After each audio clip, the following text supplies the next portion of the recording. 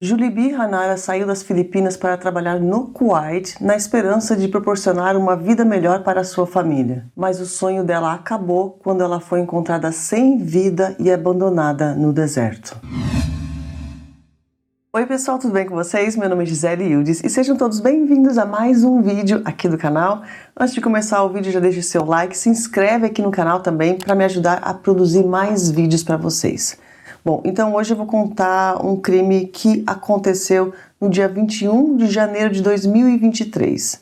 A polícia do Kuwait encontrou o corpo de uma mulher de 34 anos no deserto que fica perto de Al-Jara. E como estava essa mulher no momento que ela foi encontrada? Bom, ela estava parcialmente enterrada lá no deserto e as pessoas que fizeram isso, ou a pessoa que fez isso, tentou ali mascarar, né, a identidade da vítima, porque ela estava também parcialmente queimada.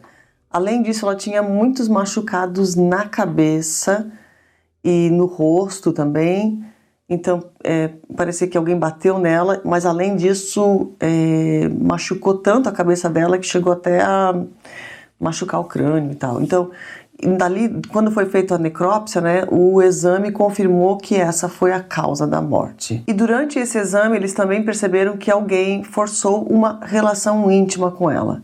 E do jeito que ela estava ali, parecia que tinha sido algo muito pessoal, talvez um crime passional.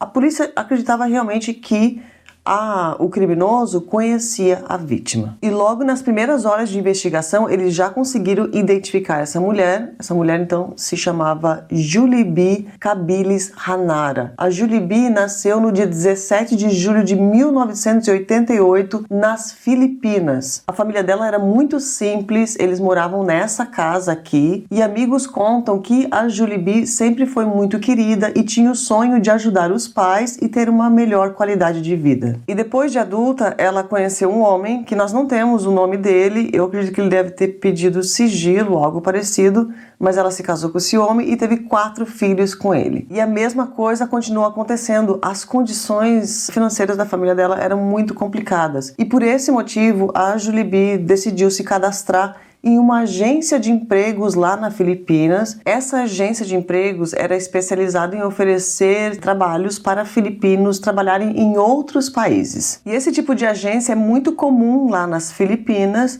Eles oferecem geralmente contratos curtos de 6 meses ou até mesmo de 1 ano.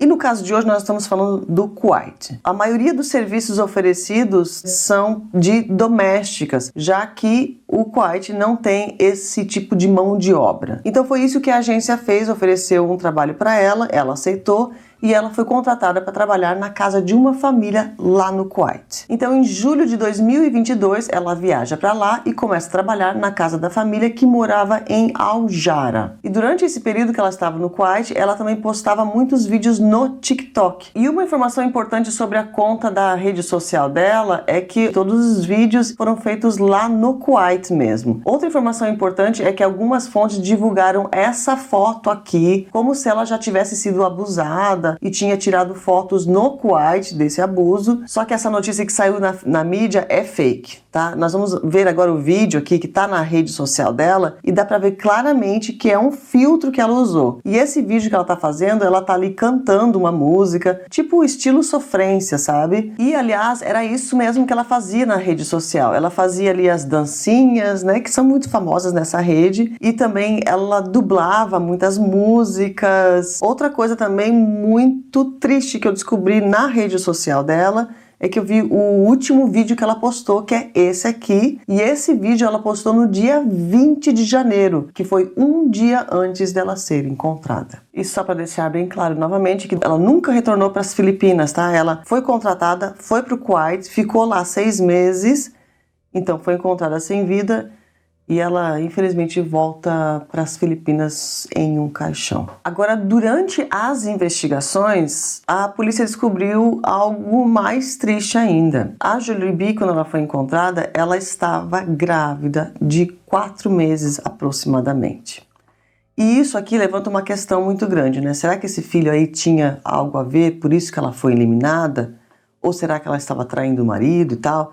Porque lembrando que ela estava 6 meses lá no Kuwait. Então o filho não poderia ser do marido dela, porque o marido estava lá nas Filipinas. Ela estava grávida de 4 meses, então o filho foi concedido ali mesmo no Kuwait. Mas outra informação também muito importante sobre o exame que foi feito nela, eles constataram que alguém forçou uma relação íntima com ela. E eles conseguiram concluir que alguém forçou a relação íntima com ela porque parece que ela estava muito machucada também nas partes íntimas. A polícia vai falar com a família dela, né, da Julie B, que estava lá nas Filipinas, totalmente arrasada com a notícia. E eles contaram para a polícia que ela se comunicava com eles pelo telefone frequentemente e que no começo ela sempre falou que ela estava muito feliz. Ela estava ganhando dinheiro, estava enviando então dinheiro para a família lá nas Filipinas para alimentar os filhos dela. Lembra que ela tinha 4 filhos lá, né? E ela estava muito feliz com tudo aquilo, com toda aquela experiência que ela estava vivendo, então não tinha problema nenhum. Só que nas últimas ligações, principalmente na última, que foi feita ali um dia antes dela ser encontrada no deserto, ela comentou com a família que ela estava com medo do filho dos patrões dela. O filho dos patrões se chama Turki Ayed Al-Azmi, um menino de 17 anos. E esse desenho aqui foi feito por um jornal filipino, porque a foto dele nunca foi disponibilizada para a mídia, porque ele era menor de idade. E tem alguns sites aqui na internet, por isso que é importante, muito importante, uma pesquisa bem feita. E isso eu gasto dias aqui pesquisando um vídeo para o canal para que não tenha nenhum erro. Bom, e tem muitos sites aqui que estão disponibilizando uma foto de um menino, assim, né, um jovem, dizendo que esse era o Turk, o cara aqui que estava envolvido nesse caso. Só que essa foto que esses outros sites estão disponibilizando é de um iraniano que foi julgado lá no Irã, então não tem nada a ver com o caso de hoje, tá? Então nós não temos a foto do Turk, mas tudo bem, não vai fazer diferença nenhuma, porque a importância sempre aqui nos casos é a memória da vítima. Mas voltando agora ali nas informações dos telefonemas entre a família da Julie B e a Julie B, antes dela ser encontrada lá no deserto, a família contou que naquela última ligação lá que ela falou que ela estava com medo do Turk, ela não falou por que exatamente ela estava com medo. Tá? E é muito importante falar também que ela nunca comunicou para a família antes disso que algo estava acontecendo de ruim lá no Kuwait. Ela sempre parecia estar muito feliz. Só que, recebendo essa informação ali que ela estava com medo, né, do menino e tal, a família dela lá nas Filipinas achou que fosse algo que é muito comum de acontecer com filipinos que trabalham no Kuwait e com pessoas de outras nacionalidades que trabalham em outros países também, é que as pessoas, por exemplo, lá no Kuwait, tem muitos patrões que acabam batendo nos seus funcionários e tratam eles como se fossem escravos mesmo, tá? Eles estão pagando ali um salário, mas todo aquele tratamento de bater, eles também seguram o passaporte da pessoa para a pessoa não fugir do país. Outra coisa também que muitos deles fazem é segurar o telefone da ajudante ali, né, da casa, para que ela não se distraia com o seu telefone e também para que ela não possa pedir ajuda. Eles ficam quase que presos dentro da casa. Então a família pensou que fosse isso. E eles contam que depois daquela ligação, ela ficou ali, né, aproximadamente 24 horas sem se comunicar com eles. E nesse período também eles tentavam ligar para o telefone dela e ela não atendia, aquela coisa toda. E começaram realmente a ficar preocupados. E um dos amigos da Julie B, que morava lá no Kuwait também, eu não sei se era amigo ou amiga, mas essa pessoa foi lá e postou no Facebook uma foto da Julie B, pedindo para que se alguém tivesse alguma informação, que entrasse em contato com eles. Isso então foi poucas horas antes dela ser encontrada lá naquele deserto. Então vocês veem que existia sim uma preocupação da família e dos amigos. Bom, e sabendo de tudo isso, a polícia então vai atrás da família, dos patrões, né, da Julie B. E logo que eles chegam na casa dos patrões, eles já conseguem obter todas as respostas, porque o Turk, o menino de 17 anos, ele confessou tudo o que ele fez com a Julie B. E agora eu vou passar essas informações para vocês e eu já vou avisar que é muito pesado, tá? Se você preferir, pula esse vídeo ou então pula só essa parte aqui, vai ser um minuto mais ou menos do vídeo, é só fazer assim na tela, né, no final aqui, que vai pulando ali. Então o Turk contou para a polícia que ele já forçava relações íntimas com a Julie B. Durante meses ele fez isso com essa mulher. E agora uma informação que não é da confissão dele. Lembra que ela estava grávida de 4 meses lá. Eu não consegui nenhuma informação do tipo se foi feito algum exame de DNA no feto ou não. Mas a mídia soltou aqui, né, nas notícias está aqui, o filho era dele. Provavelmente era dele porque, né, ele já contou que ele forçava as relações íntimas. E lembrando que o marido estava lá nas Filipinas nos últimos 6 meses e o filho era de 4 meses. Bom, então ele conta que ele forçava lá e que, então, no dia do crime, o que aconteceu foi que ele estava em casa sozinho, ele forçou uma relação íntima com ela novamente e nesse dia ele conta que ele bateu muito nela, principalmente no rosto, por isso que também quando ela foi encontrada com vários roxos aqui, né, que foi o que ele fez, e ele decidiu tirar a vida da Julie B. Então ele conta que ele pegou ela e colocou ela dentro do carro do pai dele, pegou o carro do pai dele, dirigiu e foi até o deserto. O local exato onde ela foi encontrada não foi falado, mas as informações oficiais dizem que ela foi encontrada perto dessa estrada aqui. Então vocês veem que ele morava aqui em Al Jara, deve ter pego o carro, pegou essa estrada aqui e foi e abandonou em alguma parte aqui do deserto que fica ali muito perto da cidade. É muito importante falar também que esse deserto aqui, de longe no Google Maps ou no Google Earth, a gente acha que é realmente só um deserto, né? Mas se a gente aproximar bem a imagem, a gente vê que tem pequenas casas ali no meio também. Então eu acredito que foi assim que ela foi encontrada mais facilmente. Bom, ele conta então que quando ele chegou lá, ele tirou ela do carro, e agora que é a parte mais pesada. Ele coloca ela no chão, ela já estava lá meio desacordada e tal, né? Que ela já tinha levado... estava muito machucada, e então ele pegou o carro e passou por cima dela, pela parte de cima aqui, tá? Na cabeça mesmo, e ele foi e voltou, então ele passou 2 vezes em cima dela. Então naquele ponto ali ele percebeu que ela realmente, né, tinha perdido a vida. Ele tentou queimar ela para então esconder a identidade caso ela fosse encontrada. Ele viu que não estava dando muito certo, então ele decidiu enterrar. E fez uma cova rasa ali e enterrou, só que lembrando que é deserto, venta muito, aquela areia fina, então por isso que ela deve ter sido encontrada mais facilmente, né? Porque quando ela foi encontrada, ela estava só parcialmente enterrada. E ele fala que ele fez tudo isso sozinho, depois entrou no carro do pai novamente, dirigiu até em casa. Essa foi então a confissão dele, mas a confissão dele não mostra o motivo, né? Então tem muita gente especulando o motivo aí. Tem pessoas que acham que ele fez isso porque sentia que ela era uma propriedade dele, já que muitos deles tratam os filipinos como escravos e como, tipo assim, me pertence, posso fazer o que eu quiser com essa pessoa. E outras pessoas também acreditam que de repente ele fez isso porque ela acabou engravidando, e então ele, para tentar eliminar ali as provas, né, do crime que ele estava cometendo, porque ele já estava forçando relações íntimas com ela há meses, ele então decidiu ali tirar a vida dela.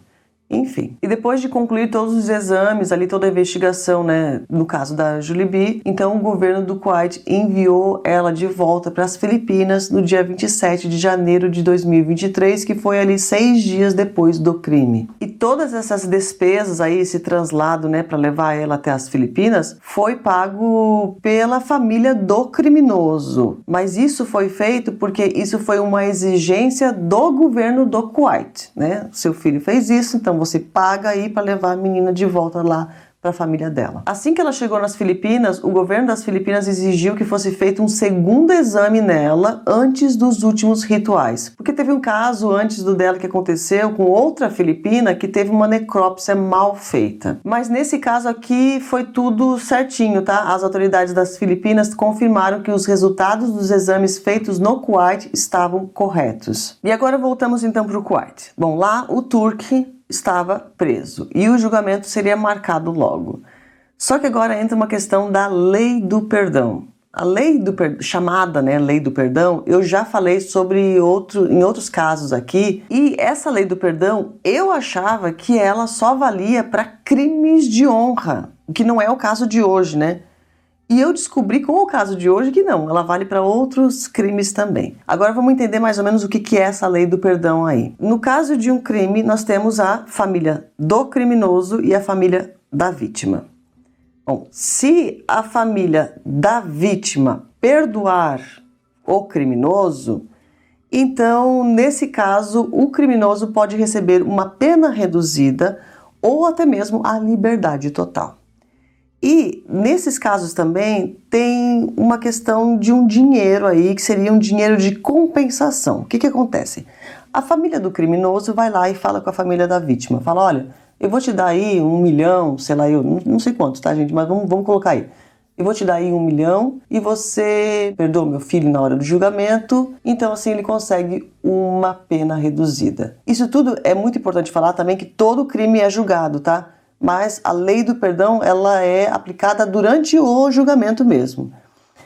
Então, esse dinheiro aí que acontece em alguns casos, ele é chamado de dinheiro de sangue ou até mesmo de dinheiro sujo. A família da Julie B falou para a mídia que recebeu a proposta do dinheiro sujo vindo então dos pais do Turk, mas que eles não aceitaram a proposta porque eles queriam justiça no caso da filha deles. Só que isso tudo foi abafado depois porque a própria família do criminoso negou tudo isso e falou não, a gente não ofereceu dinheiro e o nosso filho está preso e vai ser julgado aí logo logo. Enfim, então logo depois de acabar essa confusão aí, o julgamento vai iniciar. O julgamento iniciou somente alguns meses depois do crime, tá? E no dia 15 de setembro de 2023, que foi ali aproximadamente 8 meses depois do crime, o Turk foi condenado, considerado culpado por tirar a vida da Julie B, e ele foi condenado a 15 anos de cadeia. E além disso, ele teve também um adicional de 1 ano por ter dirigido sem ter uma carteira de motorista. E ele recebeu essa sentença aí reduzida porque ele foi julgado como menor de idade. Então, a pena capital ele nunca poderia pegar. Talvez poderia pegar a prisão perpétua, mas recebeu aí 15 anos, que particularmente eu achei muito pouco. Bom, logo depois de receber a sentença, o juiz também deu 30 dias para que o advogado dele, se quisesse apelar, né, por aquilo ali. O advogado dele realmente apelou e no dia 21 de fevereiro de 2024 saiu aí o resultado dessa apelação, o juiz negou e confirmou aquela mesma sentença que ele tinha dado para o Turk anteriormente. Além disso, esse caso foi apresentado no Senado das Filipinas e uma confusão muito grande iniciou novamente entre os dois países, entre as Filipinas e o Kuwait. Por quê? Esse não foi o primeiro caso de maus tratos ou de abuso do poder de kuwaitianos contra filipinos que trabalham lá. Tem um outro caso mais famoso ainda, mais conhecido ainda, que é o caso da Joana de Mafeles, e o caso dela aconteceu anos antes do caso da Julie B aqui, foi ainda mais macabro. Eu vou contar o caso da Joana, tá? Porque eu descobri o caso dela aqui quando eu estava pesquisando o caso da Julie B. Nesse caso aí da Joana, que aconteceu anos antes, naquela época o governo das Filipinas proibiu essas agências de emprego aí de estar mandando filipinos para o Kuwait, porque eles estavam com medo, né, da segurança dos seus cidadãos. Só que depois de um tempo, alguns anos passaram, eles acabaram cedendo e acabaram permitindo novamente. E foi assim que a Julie B então conseguiu essa empresa aí, essa agência de empregos, e tudo que ela fez foi legalmente. E a questão muito discutida aqui e que faz a gente parar para pensar é sobre as condições de trabalhos oferecidas para estrangeiros em outros países e qual é a garantia de segurança. Agora isso parece muito estranho, de repente, para você que está assistindo esse vídeo, de repente não sabia, nem sabia que isso existia ainda hoje aí nesse mundão afora, mas gente, é pior ainda do que vocês imaginam, tá? Hoje em dia, ainda existem casos de estrangeiros, não no Kuwait agora, estou falando de outros países, tá? São vários países que estão aí nessa marmelada aí também, no meio da confusão. Tem vários estrangeiros em outros países que, além dos patrões segurarem telefone, esconderem passaporte e tal, tem estrangeiros que são presos em jaulas. Isso mesmo, gente, em jaulas. Isso é uma questão muito grave. Assim como a Julie B foi abandonada no deserto, tem muitos estrangeiros nesse mundão afora aí abandonados em outros países. Bom, esse é o vídeo de hoje. Não esquece de deixar o like antes de sair. Se inscreve aqui no canal também para me dar uma força e para me ajudar a produzir mais vídeos para vocês. Um beijo grande e eu vejo vocês no próximo vídeo.